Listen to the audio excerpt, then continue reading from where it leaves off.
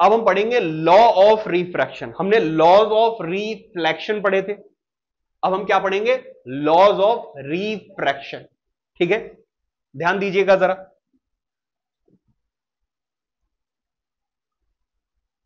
ये है आपकी ग्लास स्लैब, वो आपसे क्या कह रहे हैं? ये है आपकी इंसिडेंट रे,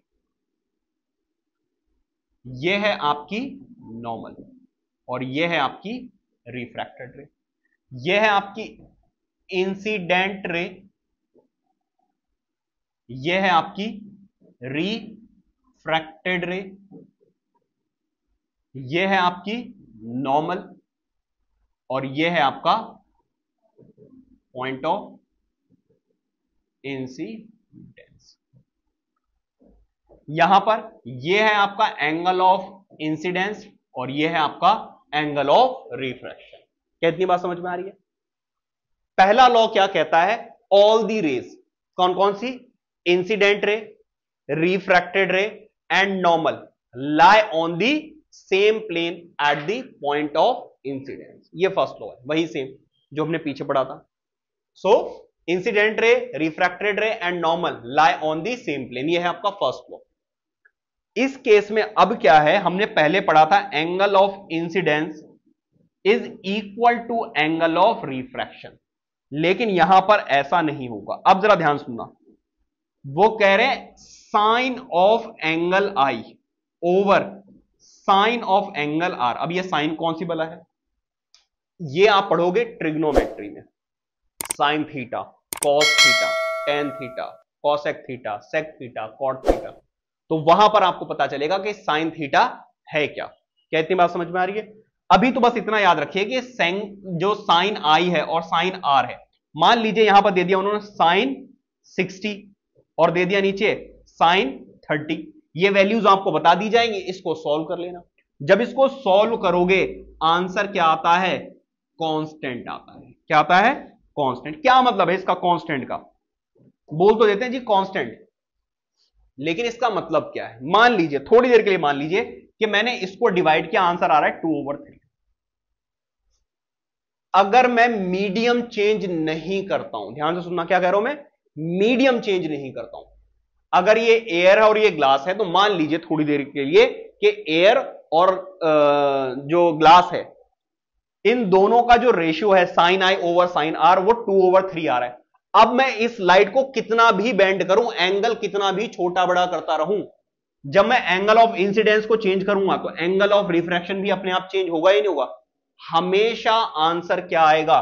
2/3 ही आएगा। तो इसका मतलब यह है कि for two particular mediums sine of angle I over sine of angle R is constant. अगर आपने ग्लास चेंज कर दिया, दूसरा ले लिया, उसकी थिकनेस कुछ और है, उसकी डेंसिटी कुछ और है, तो उस केस में ये वाली वैल्यू चेंज हो जाएगी। अगर आपने ग्लास की जगह वाटर ले लिया तो यहां पर डेंसिटी आपने चेंज कर दी, उस केस में इसकी वैल्यू चेंज हो जाएगी।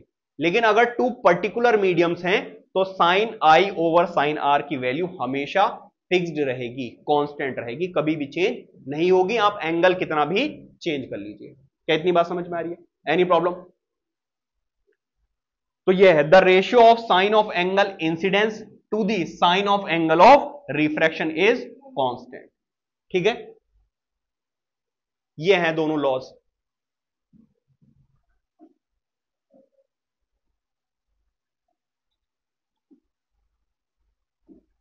देखो उधर जरा, sine I over sine R क्या है? एक कांस्टेंट है। ठीक है, this constant is called refractive index. यही आपको क्या बताएगा? रिफ्रैक्टिव इंडेक्स बताएगा। समझ में आ रही बात? यानी रिफ्रैक्टिव इंडेक्स का क्या मतलब बताया मैंने आपको? बेंडिंग ऑफ लाइट, कितनी ज्यादा हो रही है, कितनी कम हो रही है, वही है इसका refractive index of the medium in which refracted ray finally travels. Refractive index is denoted by N. तो ये जो कांस्टेंट वैल्यू देगा वो आपको क्या देगा? एक्चुअल में रिफ्रैक्टिव इंडेक्स देगा। तो रिफ्रैक्टिव इंडेक्स को ये किससे डिनोट करते हैं?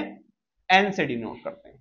ठीक है, so above expression can be written as this, sin I over sin I is equals to n. ठीक है, the second law of refractive the second law of refraction is also called Snell's law, ये कई बार आ जाता है। What is Snell's law? तो कुछ नहीं, 1 मार्क का क्वेश्चन है, sine I over sine R is equal to constant या फिर, कितनी बात समझ में आ रही है? This is because it's started by Willebrord Snell, ठीक है, और इन्हीं के ऊपर इसका नाम रख दिया गया। समझ में आ रही बात? या नहीं? Any doubt?